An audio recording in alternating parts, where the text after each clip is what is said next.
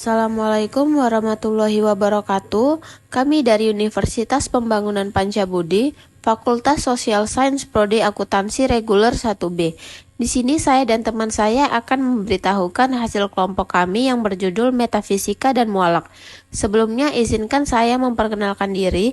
Nama saya Adila Sari dengan NPM 2315100116 dan teman saya Anissa Putri dengan NPM 2315100072. Di sini yang pertama akan saya bahas adalah metafisika. Metafisika adalah cabang filsafat yang membahas aspek-aspek abstrak dan mendasar dari kenyataan seperti eksistensi, objek, waktu, ruang, sebab akibat, dan sifat-sifat dasar. Serta metafisika adalah cabang filsafat yang berkaitan dengan proses analitis atas hakikat fundamental mengenai keberadaan dan realitas yang menyertainya. Metafisika umum berurusan dengan keberadaan, karakteristik, dan relasi di antara keduanya. Sementara metafisika khusus antara lain mencakup teologi rasional, psikologi rasional, dan kosmologi rasional. Selanjutnya ada mualak. Mualak adalah konsep dalam Islam yang mengajarkan bahwa segala sesuatu yang terjadi dalam hidup manusia merupakan kehendak Allah, baik itu yang sudah ditentukan atau yang masih terbuka untuk perubahan.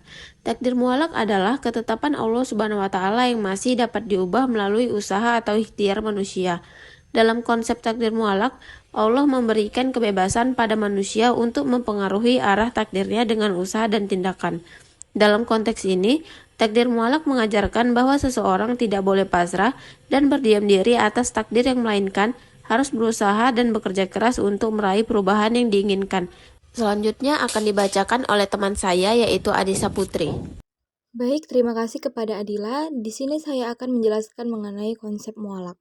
Takdir mualak melibatkan konsep-konsep filosofis dan kepercayaan yang seringkali bervariasi dalam berbagai tradisi keagamaan dan pemikiran. Beberapa konsep yang terkait dengan takdir mualak meliputi qadar atau ketentuan Allah. Dalam Islam, takdir mualak sering dikaitkan dalam konsep qadar, yaitu kehendak dan ketentuan Allah terhadap segala sesuatu yang terjadi di dunia ini. Yang kedua, kebebasan akan atau free will.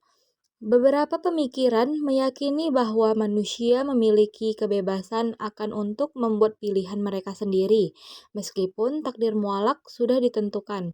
Yang ketiga ada karma. Dalam kepercayaan Hindu dan Buddha, takdir mualak dapat dilihat melalui konsep karma, di mana tindakan masa lalu mempengaruhi nasib seseorang di masa depan. Yang keempat yaitu simulasi hidup. Beberapa pemikir modern menyampaikan ide bahwa dunia ini mungkin seperti simulasi atau permainan, di mana takdir mualak adalah bagian dari desain yang telah ditentukan. Setiap tradisi dan pemikiran memiliki perspektif unik terhadap takdir mualak, dan interpretasinya dapat bervariasi secara signifikan.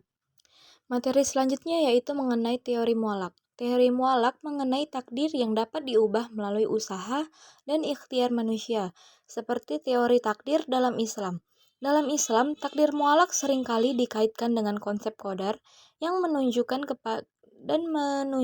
kehendak dan ketentuan Allah terhadap segala sesuatu yang terjadi di dunia ini. Studi mengenai teologi Islam dapat membawa pemahaman lebih lanjut tentang bagaimana takdir mualak ditempatkan dalam kerangka konsep keagamaan. Jadi kesimpulan dari materi metafisika dan mualak yaitu mualak dapat disimpulkan teori mualak yang melibatkan konsep takdir yang ditangguh atau belum ditentukan. Dapat dilihat dari berbagai perspektif agama, filsafat, dan budaya. Dalam kerangka ini, diskusi mencakup ketidakpastian hidup, hubungan dengan kebebasan akan, dan pertimbangan etika. Teori mualak memunculkan pertanyaan mendalam mengenai determinisme, karma, dan bagaimana manusia berinteraksi dengan nasib mereka. Ketentuan Allah Subhanahu wa taala yang mengikut sertakan peran manusia melalui usaha atau ikhtiarnya. Takdir ini merupakan ketetapan Allah yang juga disertai dengan ikhtiar manusia. Baik, sekian presentasi kami mengenai metafisika dan mualak. Bila ada salah kata ataupun bahasa, mohon maaf dan kami ucapkan terima kasih. Wassalamualaikum warahmatullahi wabarakatuh.